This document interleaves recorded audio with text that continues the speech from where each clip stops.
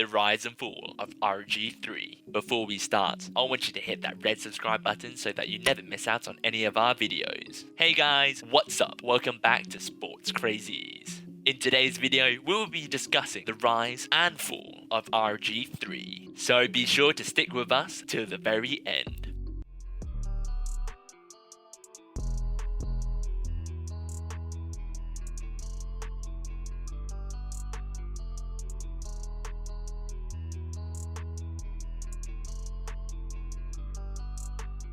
It was supposed to be the era of unbridled optimism, or at least that's how long-time Washington Post writer, radio host, and pardon the interruption star Tony Kornheiser describes Robert Griffin III. However, since his rookie season, the once bright, unstoppable star of RG3 is fading fast and nearing extinction following the latest in a string of major injuries. What once was a supremely talented quarterback eventually became a spark plug for controversy and finally just a guy on the bench. And now he's just a player on the open market looking for another job.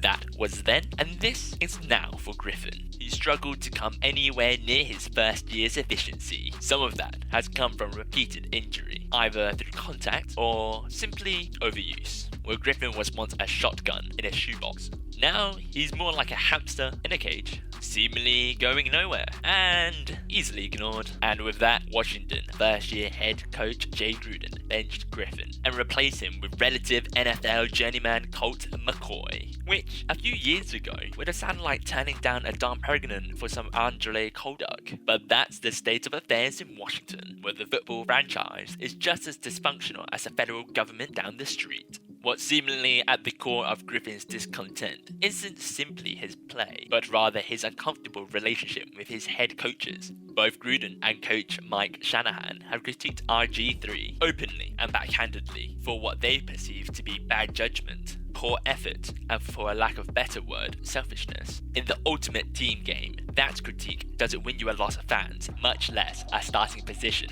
Interestingly, this assessment is quite similar to the controversial scouting report that followed Griffin into the 2012 NFL draft. This assessment is quite similar to the controversial scouting report that followed Griffin into the 2012 NFL draft, a report that said he has a bit of a selfish streak and that he doesn't treat anybody good. It was rhetoric, similar to that for 2011 NFL draft pick Cam Newton, who battled character attacks throughout their evaluation process, and beyond for that matter. Oddly enough, Newton, who brought far more strikes with him into the league, has also far outshined Griffin. It's impossible to know from the outside the extent to which the critique of Griffin is fair, and how much is simply character assassination. In the NFL, who you are and how you perform often becomes a hazy mess, where a scoreboard becomes the sole arbiter of character and content. So, from all of our amateur perspectives, it's tough to know whether RG3 just isn't that good, or if it isn't that nice as well. All we can know right now is that one of the league's most promising rookies, and a breakout college star, a Heisman Trophy winner with possible character question marks, is now having to win back a starting position from someone who's often compared to Tim Tebow.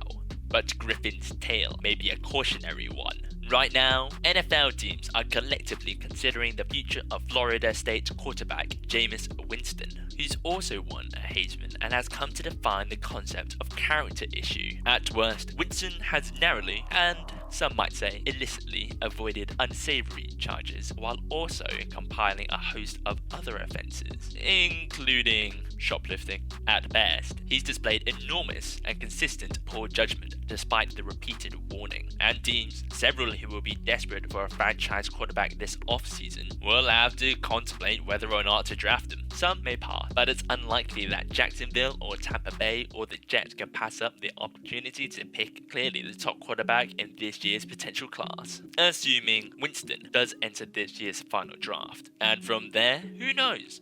Griffin's stardom can be pinpointed to one play. After completing his first 6 passes, Griffin found his offense starting on their 12-yard line. Griffin took the snap from the center, faking a handoff to the running back running to his right. The fake holds up blitzing Saints safety Malcolm Jenkins for a split second. The second is all Griffin needs as he throws the ball across the middle of the field to receive Pierre Garcon right before Jenkins hits him. 88 yards later, Garcon wins a foot race to the end zone. The replay cuts back to Griffin, showing Jenkins knocking him down. Lying on his back, Griffin watches as Garcon breaks loose. At first, Griffin's shoulders are slightly off the ground, but as Griffin sees Garcon is going to score, he sits out with both arms extending into the air and both index fingers pointing. Griffin would finish with 362 yards and touchdowns, leading the Redskins to a 40-32 win.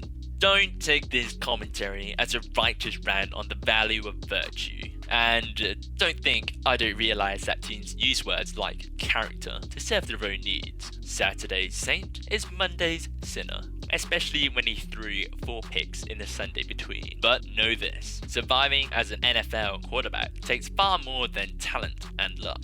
Although it does take a whole lot of that, it's more like walking a tightrope where anything from your arm to your mouth can knock you down. RG3, once a man with Velcro shoes, has fallen fast, and it's not so certain he'll get back up. For now at least. That's the most bizarre thing about that football team from Washington. And this brings us to the end of our video.